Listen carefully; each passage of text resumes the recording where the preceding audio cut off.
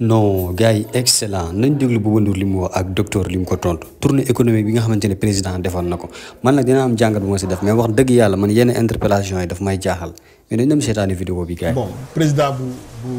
boo xam ne muy dëkk fan fële si Njagañaaw bu déplacé woo dem ci benn gox fii si Sénégal amul dara lu ko gën a wax fa dëgg yàlla normal je pense que sax président yi dañu war a gën a plus ñuy voyager parce que est-ce que tournée économique rek moo leen war a yóbbu ci dëkk yi on est dans un petit pays boo xam ne le président peut se permettre d'aller passer le week-end à Saint-Louis. Tout à fait. Tout simplement parce que il a envie de foofu la ñu war a toll dañu war a toll foo xam ne suñu président yi bu ñuy bouger c'est pas un événement. On n'a pas 52 États. day dem ba benn moment ñu ne président bi dem na Saint-Louis ñu nekk débat non mu nekk débat quoi Donald Trump bu demee Pennsylvania mais c'est pas un débat loolu moo gën a c'est la grande question pourquoi président bu déplacé wu dem ci benn dem fu Ndar wala mu dem Thiès mu nekk un dem na fa comme si c'est un te bés bu ñu demee ba loolu ñu jël nit boobu ñu dindi ko président bi di mën a déplacer wu dem foofu parce que j'ai vu que quand même c'est plus sobre que d'habitude. parce que les xam nga. baax na on est sobriété boobu. munoo jël nga sànni ko ci suuf. parce que effectivement te loolu bu amee day tax mobilisation yi nga xam ne sur le plan financier dañ ko daan def pour que président bi mën a déplacer wu bés buñ ko oyofalee président dina war a mën a déplacer si li mu daan naroon dépenser une fois déplacé wul na ci 4 fois ou 4 fois donc c'est un truc boo xam ne pour man warul nekk débat président yi génn leen ci palais yi dugg ci nit yi parce que boo leen di wut nguur gi fu ne ngeen dugg boo leen jëlee nguur gi ba boo leen di génn fenn mu nekk événement waa Saint-Louis ne wuy président ñëw na so what président bi war na mën a dem Saint-Louis 4 ou 5 fois ci mois bi ci année bi ñu doog a xam ne affaire bi c'est quelque chose de normal parce que président bu dee dañ la fal ci 5 ans nga dem ci benn gox que benn yoon wala ñaari yoon xamoo li fa xew dans un petit pays donc si pour man loolu si kii maintenant président des fois pour man mënul déplacer wu nga jël lépp te doo jël benn 10% wala 20% boo xam ne c'est stratégique et c'est politique wax fa dëgg yàlla pour man mënuñu jël affaire bi rek mais oui c'est une tournée la voie du nord est dégagée ah. ouais.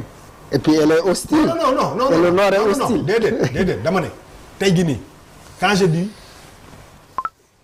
parce que politicien moom président tandem présidentiel et je rebondis sur ce truc là man su fekkee dañu fal président de la république les ñi nga xam ne ñoo ànd ak président de la république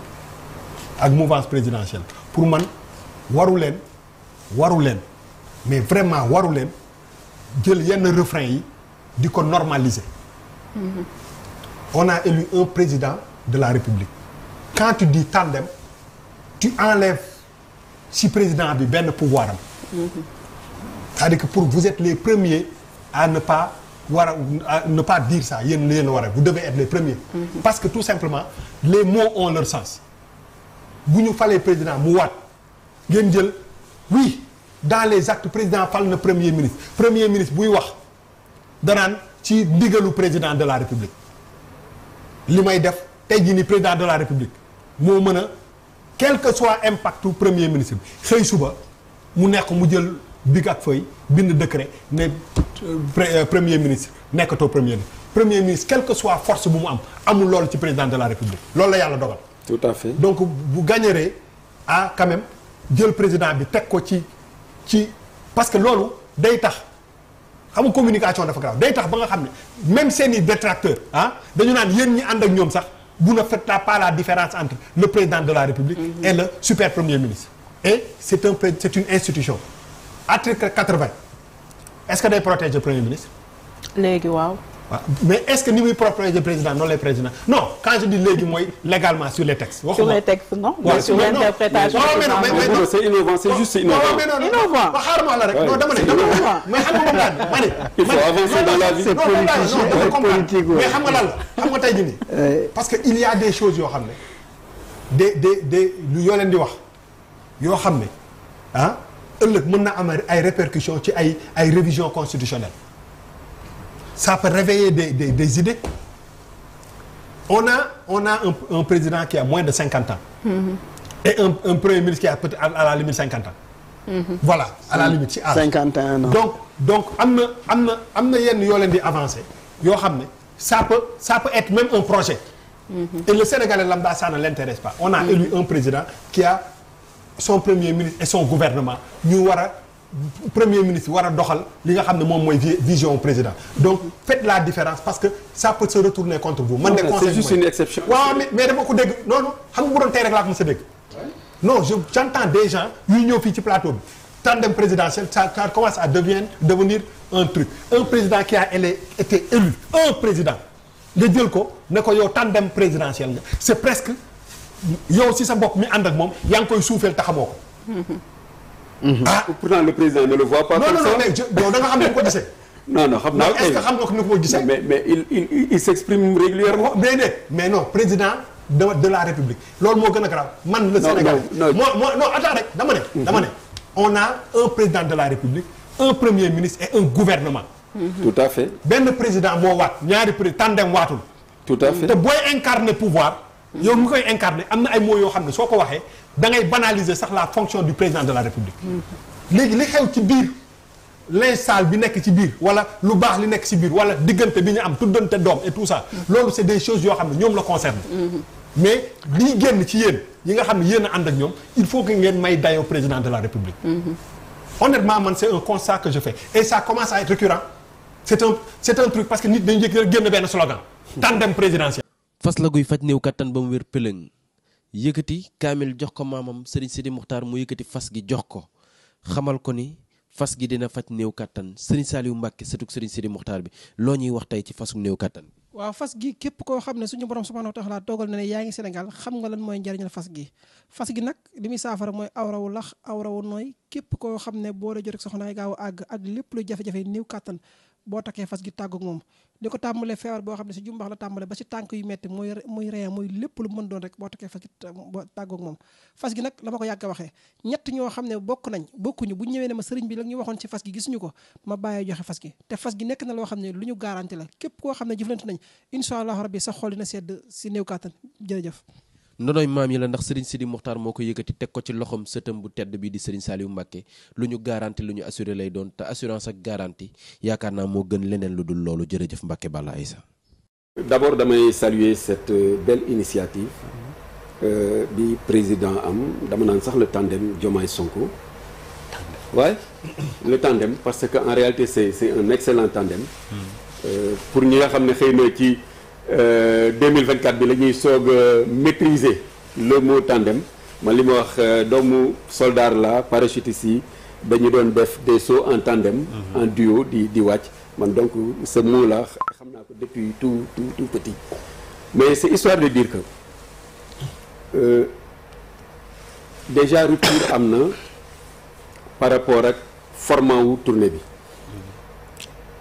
dañu doon gis auparavant bu ñu doon wax tournée économique man dama doon am sama appréciation personnelle j'étais pas dans le camp de Sonko ni de Diomaye parce que c'est le Pastef mais j'étais dans mon camp propre parce que j'ai mon parti donc doonu ma ko wax parce que dama far wala damay soutenir mais ni ma doon apprécier li ñu doon wax tournée économique folklore moo ci ëppoon avec des dépenses exorbitantes bu ñu paree te bu ñu koy def moment bi ñu koy def je défiais des gens de l'APR yu ma xam di leen côtoyer c'était des amis ma ne leen dinañ dem vers le nord def seen tournée ñu toog 1 an 2 ans ba seen mandat jeex du ñu gis benn impact boo xam ne par rapport ak li ñuy wax ni moom la ñu relever en termes de remarques li ñu génnee en termes de programme par rapport ak observation yi ñu am dans cette zone ak lan lañ fa war a def dinañ dem ba seen mandat jeex mais du am benn retour par rapport à ça ñu def ko foofu je pense def ko Kolda def ko Ziguinchor def ko un peu partout au Sénégal mais c'était toujours le même rythme les mêmes images il y avait pas de retour le président de la République entamé tournée concertation am ci certes elle a dit recevoir ñu président chambre de commerce est-ce que dans l'objectif le président de la chambre de commerce bi nga xam ne tournée économique la jël na responsabilité am pour se rapprocher de l'autorité que ce soit le gouverneur ou le préfet pour mën a impliqué wu ci tournée économique bi wax ci mën ci wax xalaatam pour dajeeg le président man bi may wax li tax ma ne déformation j'ai précisé que ni su fekkee ne les gens de Pastef parce que nit moom fa nga far da nga koy revendiquer da nga koy dund su fekkee ne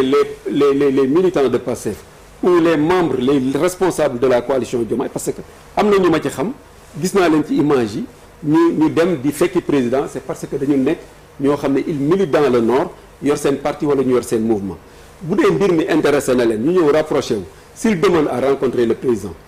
mu accorder leen ko recevoir leen mais les gens vont dire que ni ñii dañuy politique mais su fekkee ne y a des organisations yoo à visée à vocation économique que ce soit ñoo xam ne regroupement de commerçants d'éleveurs ou bien de paysans d'agriculteurs ñu nekk fa yor seeni association d'envergure di liggéey te président di ñëw defuñu benn pas xam ne parce que ñëpp a am information ne président mi ngi ñëw vers le nord defuñu benn pas pour aller à son encontre mais président mën na bañ a xam ne sax ñii existé nañu mën na bañ a am la bonne information par rapport à ces institutions ou bien à ces associations. non tukki bi nga xamante ne président def na ko moom tukki njëriñ kase la parce que tukki bi au moins moom président la ko fa yóbbu woon xam na ko te maanaam dem na ba découvrir fa leneen loo xamante ne sax moom président bu demul woon du ko mën a xamal boppam donc c'est pas que ñu interpréter ko lu dul ne dafa rafet te dafa war di am fépp